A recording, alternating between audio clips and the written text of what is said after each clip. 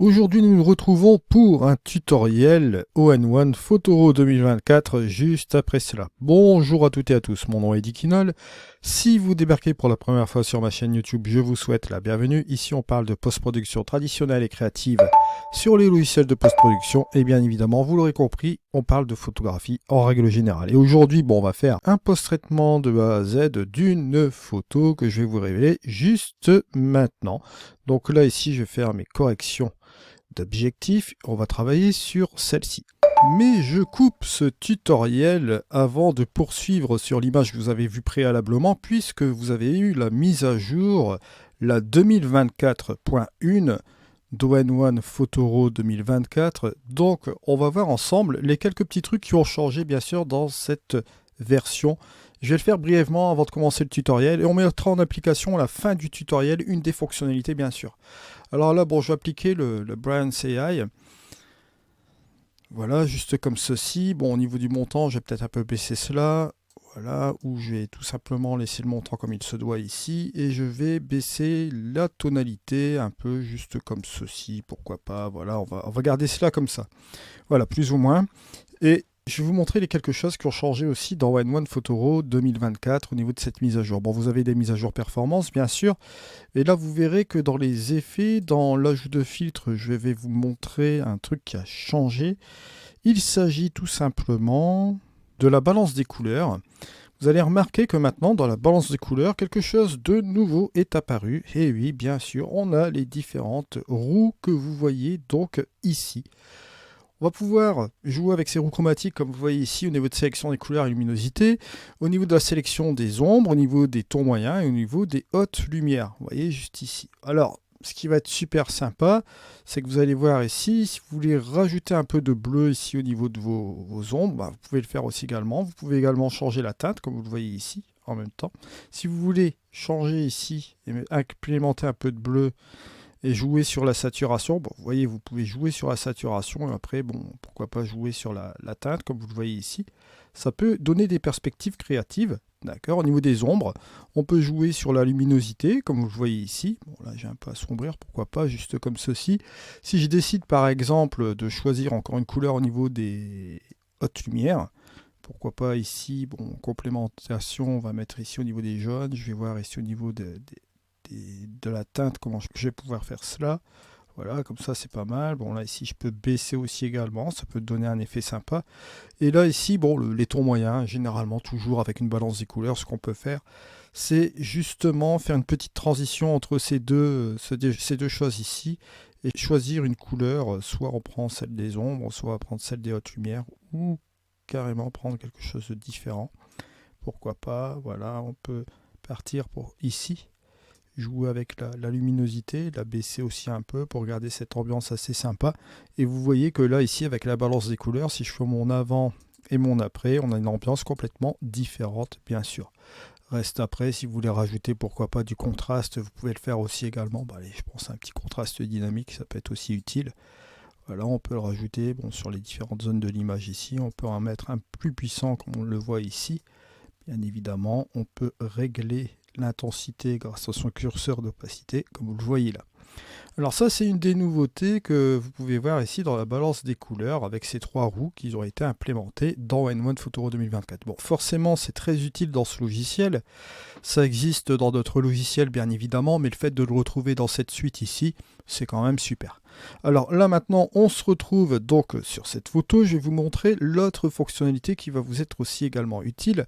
C'est lorsque vous allez faire appel à cette propriété, vous voyez, au niveau du masquage. Ok ?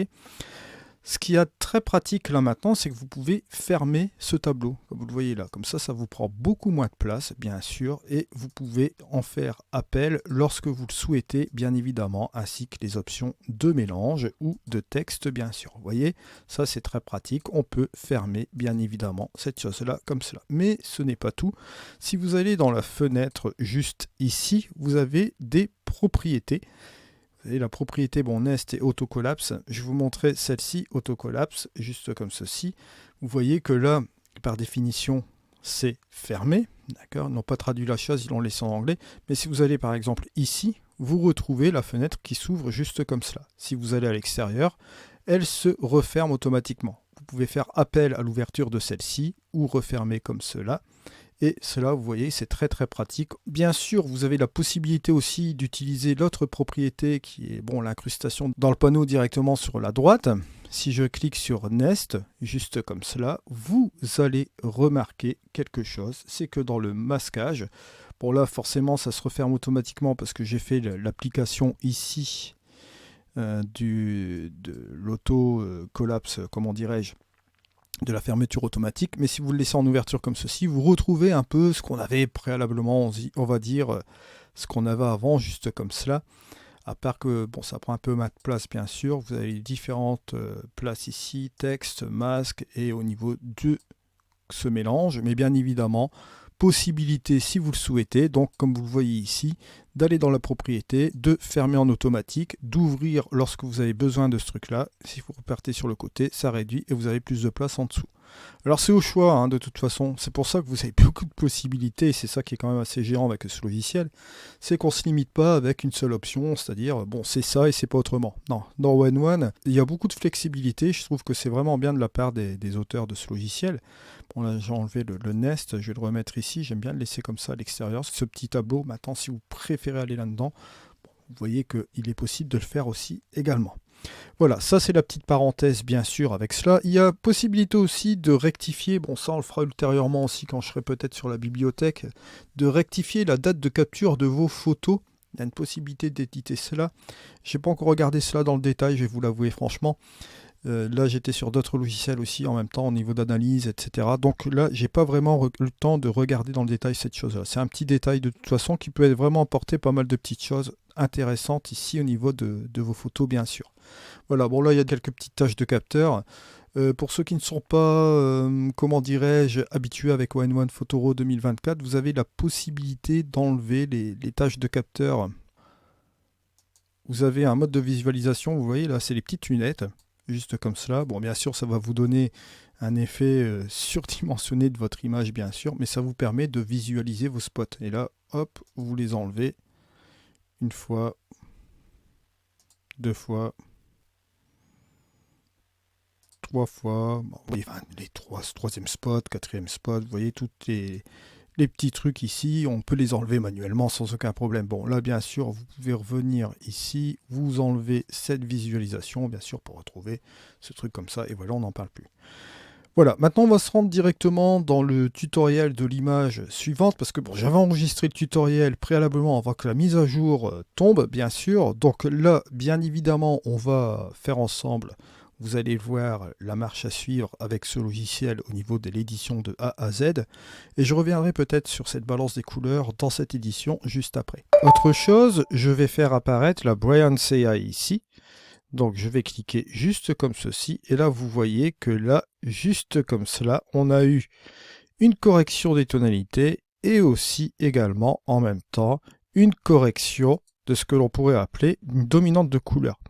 Alors bien évidemment, comme toujours explicité, si vous trouvez que là, ici, au niveau des corrections des tonalités, c'est un peu trop, vous revenez sur le curseur des tonalités, la quantité, dans le affiné que vous voyez juste ici. Vous avez la petite flèche, vous cliquez juste comme cela, et vous pouvez revenir ici un peu en arrière sur les tonalités, et vous verrez que ça va s'ajuster, bien sûr. On peut même aller tout doucement, comme cela. Et vous voyez que vous avez des effets plus ou moins naturels. Si vous faites le avant et le après, vous voyez que c'est plus sympa comme ça. Voilà. Là, ici, au niveau de la correction de la dominante de couleur, on va le laisser tel quel. On peut éventuellement revenir un peu en arrière aussi si on le souhaite, si on va avoir quelque chose d'un petit peu plus souple au niveau de notre photo. Vous voyez, juste comme cela. Et regardez, si on revient juste comme ceci, on a notre petite photo qui est réglée juste comme cela. Alors bien évidemment, vous avez aussi ces ajustements locaux, comme on connaît déjà, là ici on va pas réellement toucher à cela, on va laisser tel quel. On va regarder dans les tonalités, tons et couleurs qui sont ici. J'ai mon profil ON1 standard, mais si vous voulez le changer, vous pouvez le faire aussi également ici. Vous avez le landscape, etc. Vous avez les profils directs de ON1 qui sont vraiment très bons pour le point de départ. Après, vous avez les profils de caméra proprement dit. Donc à vous de voir, vous pouvez même partir justement et essayer un RAW linéaire qui peut vraiment être pratique aussi si vous voulez aller plus loin dans votre édition. Là, pour ma part, je vais rester avec le White Mode Standard qui fait vraiment bien son travail, dans notre cas ici. En plus, bon, là, vous le voyez, vous avez les tonalités, toutes les corrections qui ont été appliquées par rapport à la Brightness AI. Vous voyez tous ces micro-ajustements que vous pouvez reprendre aussi également. Et si vous souhaitez un petit peu ajuster tout cela, vous pouvez le faire, bien évidemment, ici. La première chose, première idée qui pourrait venir en tête, c'est justement jouer avec les tons moyens. Vous voyez, juste comme cela, ça peut ajuster facilement l'exposition et vous pouvez jouer sur une ambiance plus particulière, soit vous réduisez encore la luminosité ou soit vous la montez. N'oubliez pas, vous avez toujours la petite molette qui vous permet aussi d'ajuster ces valeurs et vous pouvez bien évidemment jouer avec ces valeurs en les entrant manuellement comme vous voyez ici. Alors nous, dans tous les cas, bon, on va rester sur quelque chose de plus ou moins sympa comme ça. Ce que je vais faire, c'est quand même baisser ces tons moyens, puisque je vais utiliser un ajustement local pour justement régler les petites imperfections que je vois ici dans la photo. C'est-à-dire que là, vous voyez que cette exposition-là, j'aime bien cette ambiance qui soit un petit peu plus sombre, comme on le voit ici, par rapport à la tournée ici de l'exposition. Si je booste les tons moyens, bon, c'est très bien. Mais bon, comme vous le voyez ici, là, ça va monter mes détails au niveau de mes nuages. C'est pas ce que je veux faire. Je pourrais très bien éventuellement aussi jouer avec mes tons clairs, comme on le voit ici. Mais bon, tant qu'à faire, ce que je vais faire, c'est tout simplement jouer avec mes tons moyens qui sont ici. Vous voyez, juste comme cela. Et je vais agir localement dans certaines zones dans l'image. Donc je vais garder cette exposition-là pour garder tout ce détail-là. Ça peut être une éventualité ou j'aurais pu aussi très bien faire un truc, c'est simplement ouvrir ici et rejouer localement sur les nuages. Mais moi, par choix personnel, comme je vous le dis ici, je vais tout simplement baisser comme cela et agir localement avec les autres zones de l'image ici. Alors on va passer sur le second onglet qui va être juste ici. On va aller dans le local. Bon, alors bien évidemment, dans le local, vous allez retrouver encore d'autres choses dans les photos. Vous allez voir que vous allez avoir la Brightness AI et bien évidemment la Brightness AI ici au niveau de l'eau, que ce soit le ciel ou l'eau. Pour la simple et bonne raison que dans la Brightness AI, on a les ajustements locaux aussi dans lesquels on peut jouer, bien évidemment, bien sûr. Je vous l'ai expliqué tout à l'heure également. Alors moi, pour ma part, je ne vais pas toucher à ces choses-là. Je vais repartir encore avec un nouvel ajustement local que je vais jouer un petit peu ici. Donc je vais un peu jouer ici et je vais jouer avec mes masques de luminosité dans certaines zones de l'image. Vous allez le voir ici, c'est ce qui va me permettre de régler pas mal de petites choses assez intéressantes. Alors pour attribuer ces masques de luminosité, je vais tout simplement cliquez sur créer un masque de luminosité, juste comme ceci. Là, vous avez une sous-exposition qui est mise juste là dans les ajustements locaux, puisque là, je suis sur un des presets, bien sûr. Vous avez le Darken, vous avez soit le Lighten, comme vous le voyez ici. On a plusieurs possibilités. Je vais remettre cette chose au milieu, d'accord? Je ne vais pas attribuer de choses ici dans mon masque. Je vais afficher mon masque, soit en cliquant sur le masque ou en appuyant sur O.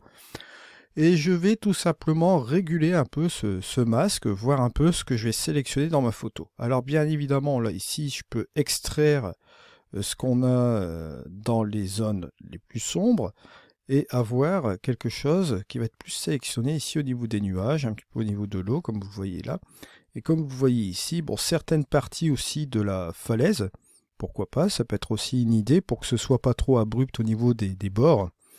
On peut jouer aussi avec le curseur du milieu aussi qui va interagir avec les tons moyens du masque, d'accord, pour pouvoir un peu mitiger tout cela. Et comme vous le voyez ici, ça va nous permettre de jouer davantage avec certaines zones de l'image. Je vous rappelle le principe du masque de luminosité, le blanc affecte, le noir n'affecte pas, comme les masques ordinaires bien sûr, mais là vous allez avoir des phases de transition avec du gris clair, du gris foncé. Plus le gris va se rapprocher vers le foncé, on va dire vers le noir aussi également, moins ce sera affecté aussi dans ce masque de luminosité. Après on peut affecter une inversion de phase, et bien évidemment on reprend le même principe qu'un masque, le blanc affecte, le noir n'affecte pas.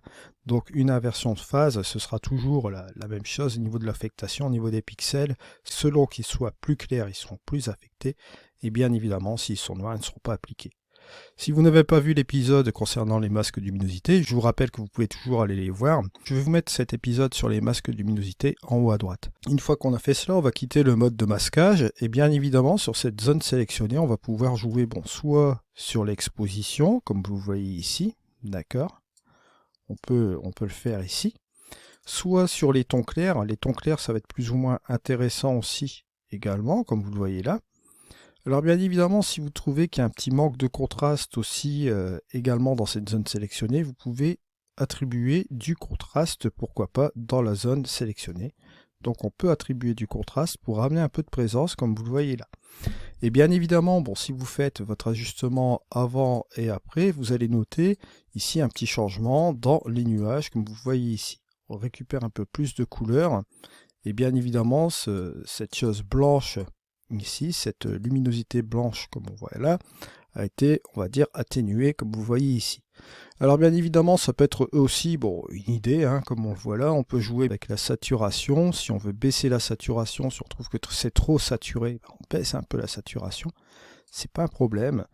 On peut rajouter un peu de vibrance si on veut mitiger avec les deux curseurs, vous voyez, enlever la saturation, rajouter un peu plus de vibrance qui sera un peu plus souple, hein. On va saturer les couleurs qui ne sont pas saturées, mais là, ce sera beaucoup moins violent que la saturation qui va appliquer toute l'image.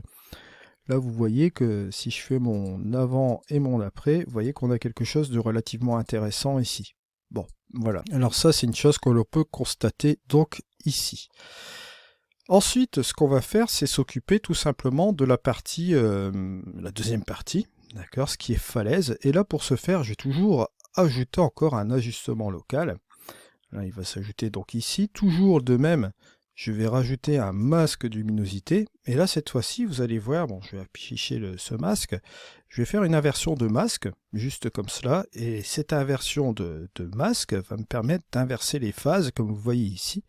C'est-à-dire que là, lorsqu'on est dans un masque de luminosité ordinaire, les blancs vont affecter les pixels les plus lumineux, mais là, le blanc ici va affecter les pixels les plus sombres, d'accord? C'est une inversion de phase. Mais comme je le dis régulièrement dans la phase d'apprentissage des masques de luminosité, gardez à l'esprit que les masques de luminosité ne sont autres que des masques ordinaires avec en plus des phases de transition un peu plus précises. Ce qui veut dire par là que, en fait, gardez cela, d'accord, dans votre tête. Le blanc affecte, le noir n'affecte pas. Le gris affecte partiellement. Si vous avez du blanc, là ça s'affectera à l'endroit où ce sera blanc. Si vous avez du noir, ça ne s'affectera pas du tout. Le gris, gardez à l'esprit cette couleur grise.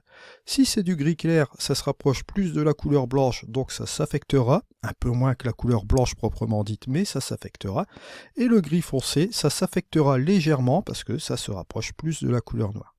Donc gardez à l'esprit, avant de penser à ce mode de luminosité, et ces inversions de phase, c'est un masque, le blanc affecte, le noir n'affecte pas, c'est la même chose avec les phases de transition en plus, tout simplement. Voilà, là ici on est dans ce masque, on va bien évidemment jouer sur les niveaux, on va plus ou moins sélectionner ici plus la falaise. Bon là vous voyez qu'on va ramener ici plus de pixels foncés, et plus vous allez ramener de pixels foncés comme ceci, là vous voyez que vous allez avoir un masque, on va dire, plus ou moins ordinaire. Vous voyez que les transitions seront un peu moins dessinées, donc ce sera un peu moins précis au niveau du masque de luminosité, bien sûr. Alors bien évidemment, pensez à jouer avec les tons moyens, pourquoi pas, ça peut jouer aussi. Là vous voyez qu'on peut descendre juste comme cela. Après les pixels les plus lumineux, bien évidemment, on peut s'en débarrasser comme ceci, tout simplement. Vous voyez, on ramène juste comme cela. Et comme vous pouvez le constater, on va agir plus sur cette partie-là de l'image, plus les reflets de l'eau que l'on voit ici. Alors bien sûr, à vous de voir, vous pouvez jouer avec ces phases de transition ici, comme ceci, et vous voyez qu'on obtient un masque qui est plus ou moins sympa.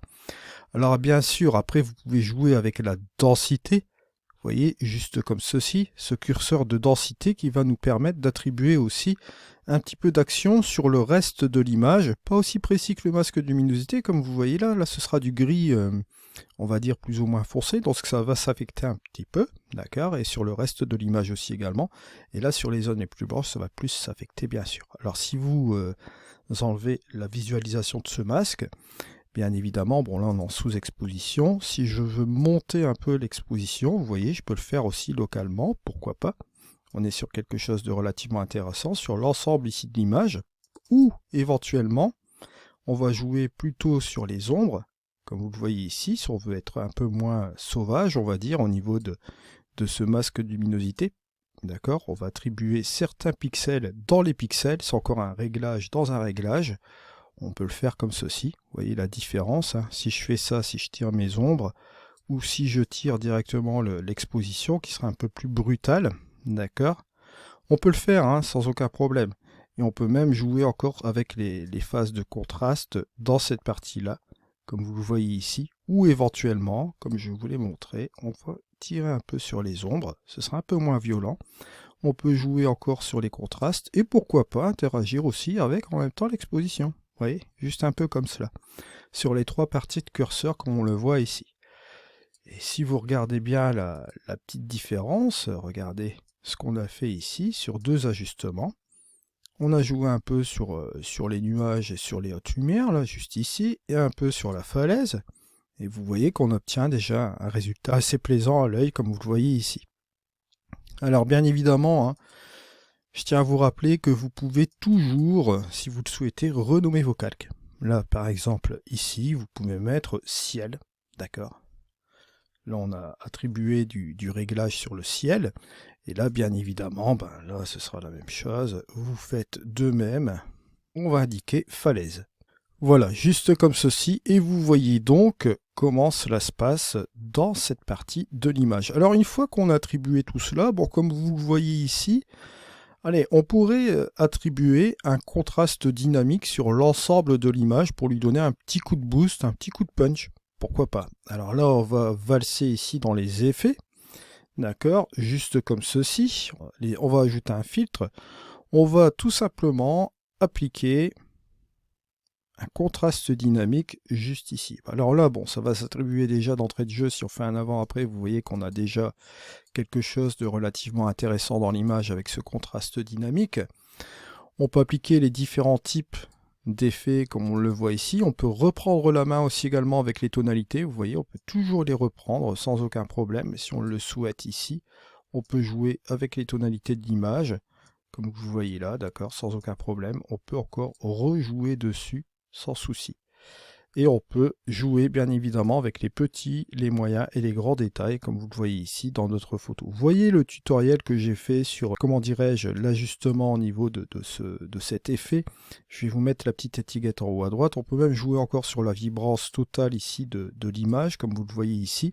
Et on peut même, regardez, ajuster la force et l'intensité de cet effet. Vous voyez qu'à 100 ça fait un peu trop. Bien sûr, on commence à attraper une espèce d'effet HDR parce que le contraste dynamique a tendance à donner beaucoup de détails aussi également.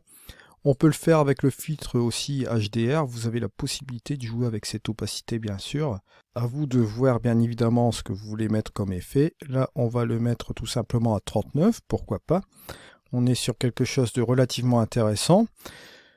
On va pas appliquer de masque. On va ici appliquer un autre filtre cette fois-ci. On va mettre l'ensoleillement. C'est un filtre qui est relativement intéressant, qui va vous donner, vous allez le voir ici, un petit effet assez, on va dire, rêve ici dans la photo. Notamment, vous voyez, dans les nuages, on rattrape quelque chose de super intéressant au niveau de la chaleur aussi. On peut l'attribuer sur l'ensemble, bien sûr. Et on va jouer avec ce curseur de lueur qui va nous donner, vous allez le voir ici, un petit effet rêve comme cela. Alors bien évidemment, au niveau du montant, on va faire attention aussi quand même, et au niveau de la lueur aussi, on peut justement jouer là-dessus. On peut le laisser tel quel et jouer avec le curseur d'opacité, bien sûr. Regardez, hop, on revient avec ce curseur d'opacité. On peut attribuer cette chose-là comme ça. C'est intéressant, mais ce qu'on peut faire encore en plus, regardez, je vais me mettre à 100, je vais appliquer un petit masque, toujours de même, masque de luminosité, parce que le masque de luminosité vraiment apporte beaucoup de choses ici. On peut appliquer aussi des ajustements locaux hein, dans One Photoro pour faire du dodge and burn, etc. Mais vous voyez que dans ce style d'image, dans ce premier processus ici, dans ce développement de A à Z que je vais vous faire ici aujourd'hui, on va choisir la simplicité pour finaliser cette petite photo. Alors là, bien sûr, vous voyez que si j'emploie un masque de luminosité, regardez ce qui se passe, hop, ça s'applique de manière un petit peu plus souple ici au niveau de l'image. Alors bien sûr, on peut plus ou moins affecter ici l'effet dans la photo. Vous voyez, là je l'affecte plus, là je l'affecte moins, comme vous voyez ici. Et si je l'affecte moins, regardez, bon, si je prends mon masque, on est comme cela, on peut jouer aussi également avec la densité. Regardez, si je joue avec la densité, hop, je vais appliquer un peu sur le reste aussi de l'image comme cela. Et ça permet de réguler un peu certaines zones. Et vous voyez que bon, en finalité, si on regarde le petit avant-après, vous voyez, vous avez le avant ici et vous avez le après. On a quelque chose de très plaisant ici à l'œil par rapport au point de départ. Comme vous voyez là, on a retiré un petit peu toute cette dominante. On a rajouté un petit peu de détails, comme vous le voyez ici. On peut même attribuer aussi un Dodge and Burn avec différents pinceaux, hein, comme vous avez ici des pinceaux qui vous permettent de faire des choses super intéressantes avec la progressivité et l'opacité. Et pour cela, il faut utiliser un ajustement local aussi également. Là, pour ce faire, je vais rester de telle sorte comme ceci, et je vais tout simplement appliquer encore un autre filtre qui va être la vignette, qui est juste ici. Cette vignette que je vais utiliser un des pré-réglages, vous voyez.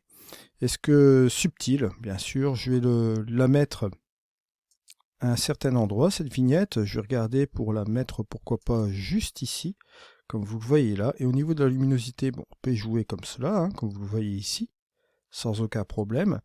On peut jouer avec la taille aussi de cette vignette, vous voyez. Vous avez une progressivité, bien sûr, bon là la progressivité est très marquée, mais vous pouvez y aller directement comme ceci. Vous voyez que vous avez directement quelque chose de très très bon. Au niveau de la rondeur, c'est la même chose. Bon là, c'est là, vous l'avez directement rectangle. Là, on va le laisser tel quel. Vous avez aussi différents types de vignettes, mais en subtil, généralement, c'est toujours le mieux adapté, hein. Vous pouvez même jouer sur une luminosité comme celle-ci, et vous pouvez même, encore une fois, jouer avec cette opacité pour jouer sur l'opacité de la vignette, comme vous le voyez ici. Donc vous voyez encore un autre avantage. Alors bien évidemment, là ici, si vous souhaitez mettre la vignette plutôt sur la falaise, mettre cet accent ici, on peut le faire aussi également. Regardez, je vais mettre plus la vignette sur cette partie-là, et là, bien évidemment, vous allez avoir la vignette qui va s'attribuer un peu plus sur cette partie-là, regardez, de la falaise. Et je trouve cela encore plus sympa comme ça, vous voyez. Une vignette qui va être relativement ici intéressante, qui va nous redonner encore du détail, qui va me rebasculer le détail un peu juste comme cela, et qui va me ramener ici l'apparence de ce, comment dirais-je, de cette petite heure dorée, coucher de soleil, cette luminosité comme celle-ci. Et si vous faites la différence entre le avant et le après, vous noterez qu'on a quelque chose d'assez sympa ici à l'image, bien sûr. Ça y est, je reviens sur l'enregistrement de ce tutoriel. On va revenir ici sur la fin. Pourquoi? Pour la simple et bonne raison, je vous l'avais dit tout à l'heure en début de tutoriel, on va voir bien sûr la possibilité de faire une certaine chose avec la balance des couleurs, donc dans les effets. Alors on va se rendre ici directement là, d'accord, et je vais prendre la balance des couleurs, juste ici. Pour la vignette, bon, pour plus de lisibilité, on va la laisser telle qu'elle est là. On va pouvoir même la déplacer, hein, parce que vous pouvez aussi déplacer, vous allez le voir ici, hop, je peux mettre la vignette juste au-dessus. Donc ça c'est vraiment super aussi, on peut balancer les effets comme ça sans aucun problème. Bon, là ici, donc au niveau des ombres, on va pouvoir jouer sur des trucs plus ou moins intéressants. On va toujours jouer ici sur, pourquoi pas, un petit bleu, soit ou bien du jaune comme ceci, vous voyez, ou bien du rouge un peu comme cela. Bon, je peux jouer avec la différente teinte, vous voyez, avec une saturation assez particulière. La saturation n'est pas, on va dire, trop poussée ici. Si je décide de booster encore plus la saturation, je peux toujours le faire. Et je ne vais pas me gêner parce que vous allez comprendre, je vais faire un petit truc après. Bon, vous allez comprendre pourquoi je ne me gêne pas au niveau du réglage de la saturation, pourquoi j'y vais à fond. Bon, là, on voit un peu ce que ça donne. Voilà, là, je trouve ça pas mal du tout. Si je fais mon avant et mon après, bon là on injecte une petite teinte assez sympa au niveau des ombres. Maintenant au niveau des hautes lumières, cette fois-ci je vais pas me gêner non plus. Je vais un peu rajouter ce truc là comme ça. Je vais voir un peu l'ensemble, hein, bien sûr, ne vous inquiétez pas, on va revoir ensemble les couleurs après. Là je vais voir pour descendre ici la luminosité. Au niveau des hautes lumières, hop, on va revoir ça un peu. Des tons moyens, pareil. Et regardez, on a directement ici l'opacité. Et regardez ce que je vais faire, c'est jouer ici avec un contrôle léger sur l'opacité. Vous voyez que là, c'est beaucoup trop, hein, d'accord. Mais là, si on revient un peu en arrière comme cela, on peut injecter une petite couleur légère dans la photo, comme cela. Ça peut ajouter un petit côté assez sympa à celle-ci, bien sûr. On va pouvoir un peu booster un peu davantage. Et regardez, on va mettre la vignette encore ici. Boum. Et voilà. Et voilà le travail. Regardez, je vais enlever la balance des couleurs en laissant la vignette. Juste comme ceci. C'est un choix, ça peut être sympa, bien sûr, hein. Mais regardez, je remets ma balance des couleurs. boum, et voilà. On a une petite couleur sympa ici. Bon, bien sûr, on peut revenir encore en arrière. Mais regardez, ça peut être sympa comme cela. Vous voyez? Juste comme ceci. Et bien évidemment, bon, si vous trouvez que c'est un peu trop au niveau de la luminosité, au niveau des ombres, si vous voulez remonter un peu au niveau des hautes lumières, juste comme cela, vous pouvez remonter encore un petit peu davantage ici sans aucun souci. Vous pouvez jouer avec vos tours moyens. À vous de trouver le bon ajustement, bien sûr, et c'est au goût de chacun, bien évidemment. Au niveau de sa post-production, si vous le souhaitez, bien évidemment, aller plus ou moins fort. Si vous souhaitez aller plus comme ceci, vous pouvez le faire, mais bon, là, bien évidemment, ça va faire un peu trop. L'injection ici peut être à, on va dire 28%, c'est pas mal comme ça, voilà. Vous voyez, sans la vignette et avec la vignette, avec l'implémentation un peu de la balance des couleurs, on peut même ramener un peu plus comme cela, voilà. Je vous rappelle, vous avez même les possibilités de masque sans souci, bien sûr, également. Alors n'oubliez pas que vous avez l'offre de vacances concernant ON1 Photoro 2024. Vous avez donc cette mise à jour avec les quelques petites choses qui ont été modifiées. Je vous remercie en tout cas de m'avoir suivi. On se retrouve dans une prochaine vidéo. C'était Eddy. Allez, au revoir.